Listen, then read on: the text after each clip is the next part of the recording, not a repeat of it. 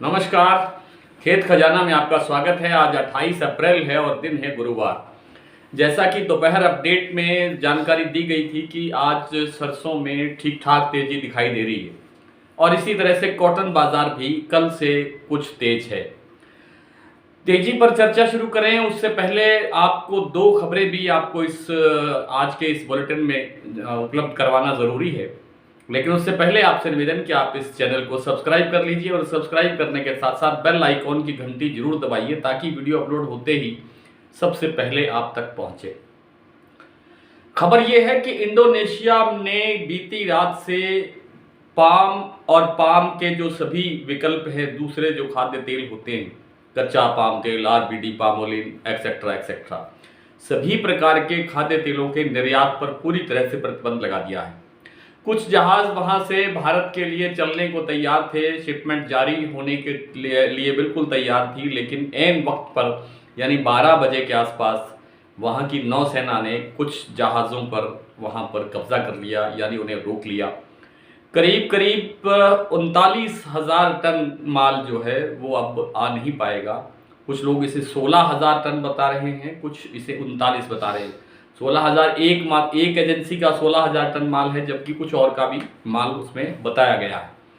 तो इस तरह से प्रतिबंध लगने से भारत के अंदर पाम तेल की जो उपलब्धता है, हम हर महीने 7 लाख टन पाम तेल का आयात करते हैं हर महीने, और उसमें से आधा, लगभग आधा जो है वो केवल और केवल इंडोनेशिया से आता है। उसके बाद बड़ा हिस्सा पाम तेल का मलेशिया से आता है। तो पाम तेल का जो उपलब्धता घटने से या संकट पैदा होने से जो खाद्य तेलों का बाजार है वो बहुत तेजी से के साथ आगे बढ़ रहा है। जैसा कि हम अपने दैनिक बुलेटिन में, डेली बुलेटिन में अपने पाठकों को बहुत विस्तृत जानकारी के साथ खबरें उपलब्ध करवा रहे हैं कि खाद्य तेलों में क्या हो रहा है, कॉटन में क्या हो रहा है, सरसों में क्या हो रहा है और इत्यादि इत्यादि। वैसा ही बन रहा है कि खाद्य तेलों में तेजी बनती हुई दिखाई दे रही है। कई दिन से हम लगातार लिख रहे हैं डेली बुलेटिन में कि खाद्य तेलों में बहुत तेजी बनती हुई दिखाई दे सकती है, और वह दिन आ रहा है कि बहुत जल्द खाद्य तेलों में एक अप्रत्याशित तेजी देखने को मिल सकती है। हालांकि ईद के बाद ये माना जा रहा है, ये कहा जा रहा है कि ईद के बाद में जो प्रोडक्शन है इंडोनेशिया का, पाम तेल का उत्पादन जो है उसमें बढ़ोतरी होगी, वृद्धि होगी, स्टोर बड़ा हो जाएगा, यानी उनका माल जो उत्पादन है वो उनको बाहर जब जाएगा नहीं तो वहाँ स्टॉक अधिक हो जाएगा। स्टॉक अधिक होने से फिर वो अपने निर्यात को खोलने पर विवश हो सकते हैं, खोलने पर विचार कर सकते हैं, और उसके बाद फिर एक बार बाजार थोड़ा डाउन आ सकता है। तो कुल मिलाकर के एक सप्ताह से लेकर लगभग 15 दिन तक खाद्य तेलों के बाजार में मंदे आने की संभावना नहीं है। दूसरी खबर यह है कि कनोला तेल के ऊपर जो तेल उद्योग है उसने कनोला तेल के ऊपर आयात शुल्क जो 38.5% है, 38.5%, तो उसको घटा करके 5% करने की डिमांड की है। कनोला को कहा जाता है कि ये विकल्प बन सकता है सूरजमुखी तेल का। तो सूरजमुखी तेल की उपलब्धता क्योंकि रूस यूक्रेन संकट के कारण बहुत लंबे समय से बाधित है, इसलिए सूरजमुखी का तेल आ नहीं रहा है, और उसके विकल्प के लिए तेल उद्योग ने कहा है कि उन्हें कैनोला की उत्पादन की आयात की छूट दी जाए। इस पर सरकार ने अभी तक कोई निर्णय नहीं लिया है। जैसे ही कोई निर्णय लेगी हम आपसे बात करेंगे।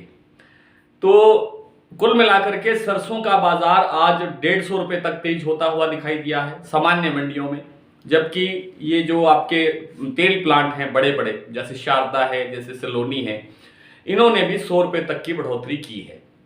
तो कुल मिलाकर के मंडियों में तेजी है। जयपुर, जैसा कि मैं सुबह बता चुका हूँ, 7400 रुपये का भाव है। इसी तरह से 6,915 रुपये का भाव था भरतपुर में सुबह।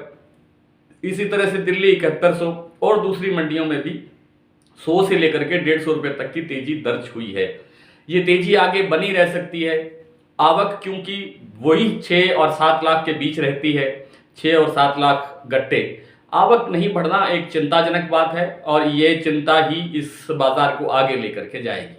सरसों में अभी मंदे की कोई संभावना नहीं है। मैं बार बार निवेदन कर चुका हूं कि सरसों में इस बार बहुत अच्छी तेजी देखने को मिल सकती है।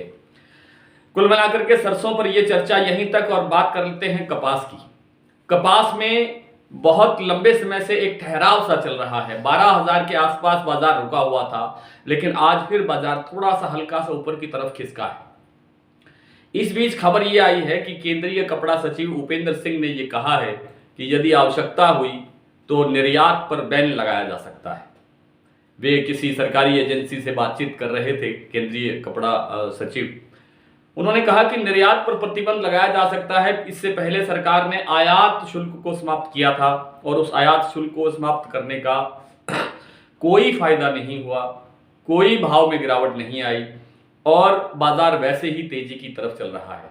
लेकिन अगर निर्यात पर प्रतिबंध लगाया जा सकता है, जो कि अब तक पिछले साल हमने करीब 60 से 70 लाख गांठों का निर्यात किया था भारत में, इस बार 80 से 85 लाख गांठों का निर्यात कहते हैं हो चुका है। और अब अगर प्रतिबंध लगाते हैं तो कोई बहुत बड़ा अंतर नहीं आएगा, क्योंकि हमने टारगेट से पहले ही ज्यादा निर्यात कर लिया है। हालांकि एक साइकोलॉजिकल, एक मानसिक दबाव जरूर बनता है कि निर्यात पर प्रतिबंध लग गया, बाजार से बाहर माल नहीं जाएगा, बाहर जितना जाना था जा चुका है। लेकिन एक दबाव जरूर देखने को मिलेगा, एक गिरावट जरूर देखने को मिलेगी। अगर ये ऐसा नहीं करती है सरकार, तो नरमा कपास में अभी भी और तेजी की गुंजाइश की पूरी संभावना है, पूरी गुंजाइश है। आइए कुछ मंडियों के भाव देखते हैं। आज सरसों भरतपुर में 6,915 रुपये, जयपुर 7400, दिल्ली 7100, सलोनी 7850, कोटा 6700, दादरी 7150, खैरथल 7015, मोरबी 6180, गंगापुर 6950, सुमेरपुर 7290, हिंडौन 7125, हिसार 6850, टोंक 7250, निवई 7300, बीकानेर 6400 रुपये, अलवर 7000, ग्वालियर 6600, एलनाबाद 6800, मंदसौर 6573, नौहर 7130, सिरसा 7071, आदमपुर 6801। नरमा आज सिरसा में बिका है 11,915, एलनाबाद में 11,565 और आदमपुर मंडी में नरमा का भाव रहा है 12,000 रुपये। आज इतना ही, कल आपसे फिर मुलाकात होगी, तब तक के लिए नमस्कार।